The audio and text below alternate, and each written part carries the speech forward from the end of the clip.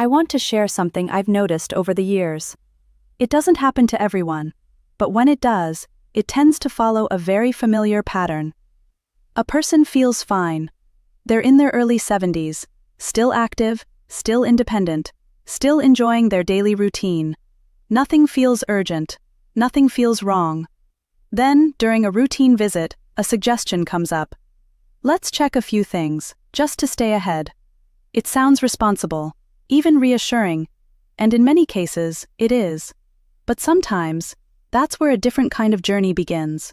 Not because something serious was happening, but because something small was found. And once that happens, the direction can change quickly. More appointments, more decisions, more steps that weren't part of the original plan. And over time, the focus quietly shifts, from living normally to managing findings. This is something I believe more people should understand earlier.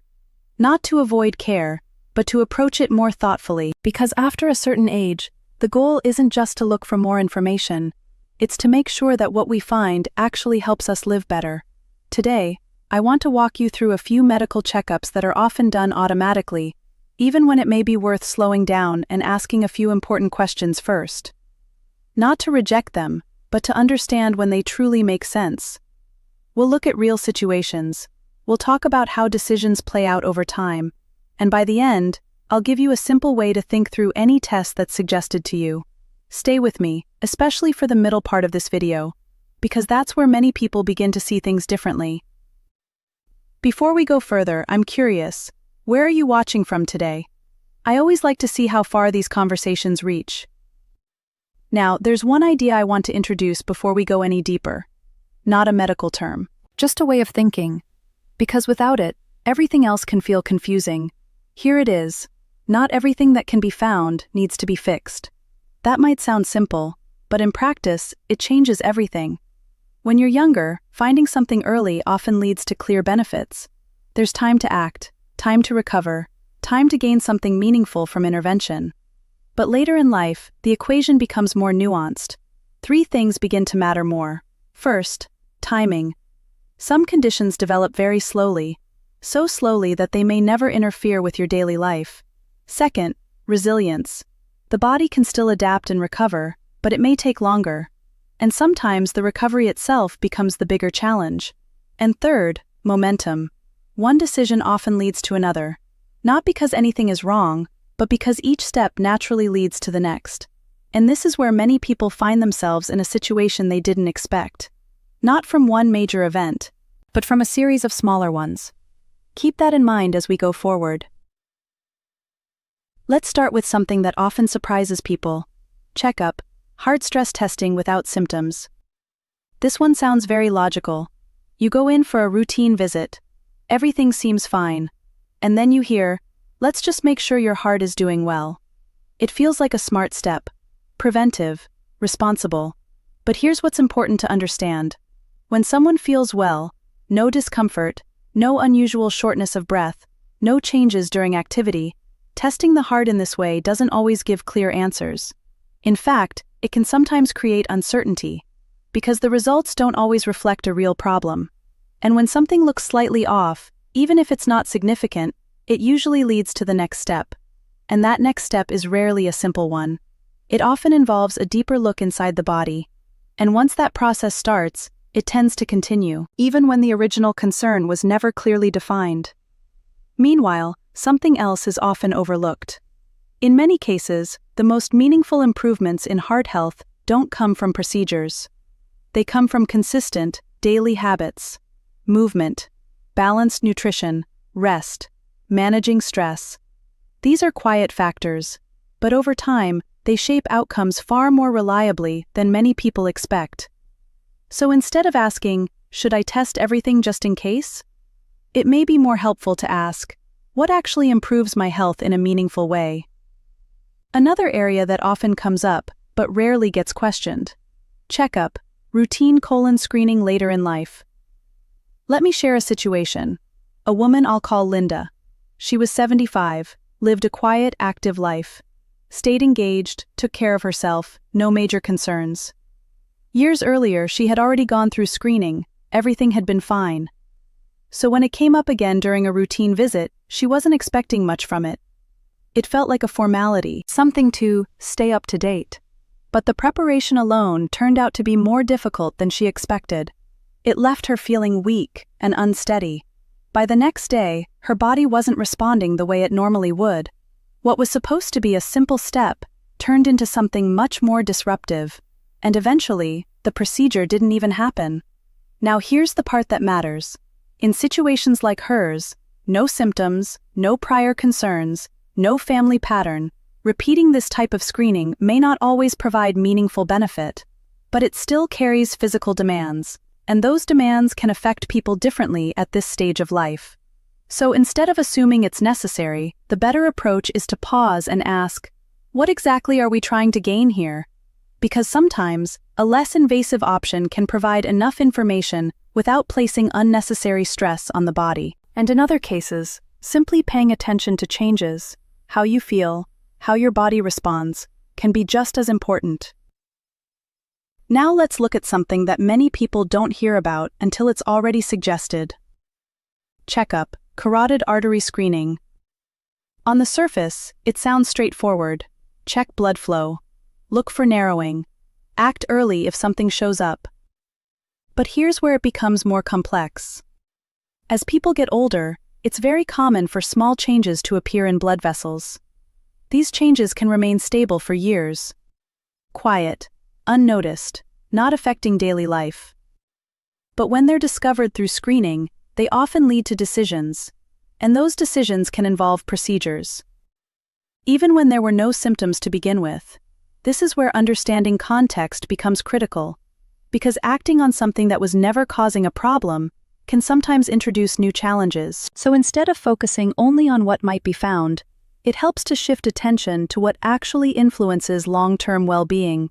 Things like stable blood pressure, balanced daily movement, consistent routines. These may not feel dramatic, but they are often far more impactful over time. Let's shift to something that affects a lot of people, but is often misunderstood. CheckUp, cancer screening in low-risk individuals. This is a sensitive topic, because early detection has helped many people, and it still can. But timing and context matter more than most people realize. Let me explain in a simple way. Modern testing is incredibly precise. It can detect very small changes, sometimes so small that they may never grow, never spread, and never affect how someone feels. But once something is labeled as a concern, it becomes very difficult to step back, because naturally, the next step is to act. Let me give you an example. A man I'll call Daniel. He was 77, very independent, still active in his daily routine. He went in for a routine check. One number came back slightly outside the usual range. That led to more testing, and eventually, a recommendation to move forward with treatment. He trusted the process, but over time, he began to notice changes. Not from the original issue, but from everything that followed. And when he later reflected on it, one question stood out. Was this something that actually needed to be treated, or simply understood?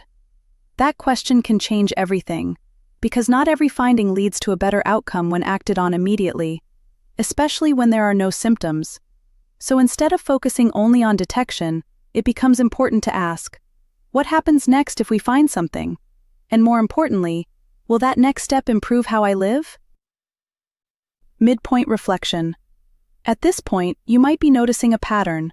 It's not about avoiding care.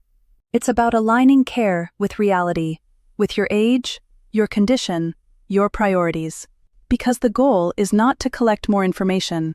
The goal is to make decisions that actually support your life.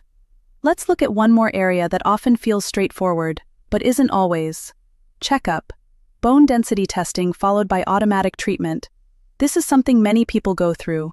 You have a routine visit, a scan is suggested. The result shows some level of bone loss, which, by the way, becomes increasingly common with age. And almost immediately, the conversation shifts toward treatment, medication, long-term plans, prevention strategies. Now, to be clear, supporting bone health matters. Strong bones help maintain independence. They reduce the risk of serious injury. But here's where the conversation often becomes too narrow. because the focus quickly moves to medication, while something equally important receives less attention. And that is how we move, how we balance, and how we live day to day. Let me share a simple example.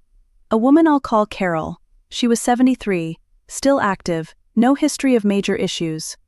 After her scan, she was advised to begin long-term treatment. She followed the plan carefully. But over time, she started to feel that something wasn't quite right. Nothing dramatic, just subtle changes that affected her comfort. Later, when she explored other approaches, she realized something important.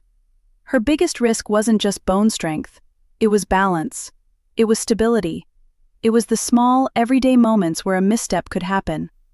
So she shifted her focus. Gentle strength work, improving coordination, making small changes at home. And over time, she felt more confident moving through her day. That's the part that often gets overlooked.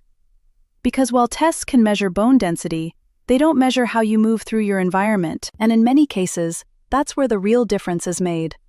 So instead of asking only, "What does the scan show?" it may be just as valuable to ask, "What actually reduces my risk in real life?" Now let's bring everything together. Because at this point, you've seen a pattern across different types of checkups, different areas of the body, different kinds of decisions, but the same underlying principle. Not everything that can be done needs to be done immediately, and not every finding requires action. A simple way to think through any test. Instead of memorizing rules, here's an easier approach. The next time something is suggested, pause for a moment and have a conversation. You might say something like, "Help me understand what this is likely to change for me." That one sentence alone can open up a completely different discussion. You can also explore things like, what usually happens after this kind of test? How often does it lead to something significant? And what are the realistic outcomes from taking action? Because once you understand the path ahead, you're no longer reacting, you're deciding. Final perspective. There's a quiet shift that happens over time. Earlier in life, the focus is often on prevention at all costs, catching everything early, staying ahead of every possibility. But later on, the focus becomes more refined, more intentional. It becomes about preserving what already works well. Your energy, your independence, your ability to enjoy your daily life. And sometimes, the most thoughtful decision is not to add more, but to protect what you already have. That doesn't mean ignoring your health, it means approaching it with clarity, with awareness, and with the confidence to ask questions, because your care should reflect your life, not just a routine. If this gave you something new to think about, stay with me. These conversations are about helping you feel more confident in the decisions you make. And if you've ever had a moment where something routine led to something unexpected, that experience might help someone else more than you think. Take care of yourself. I'll see you in the next one.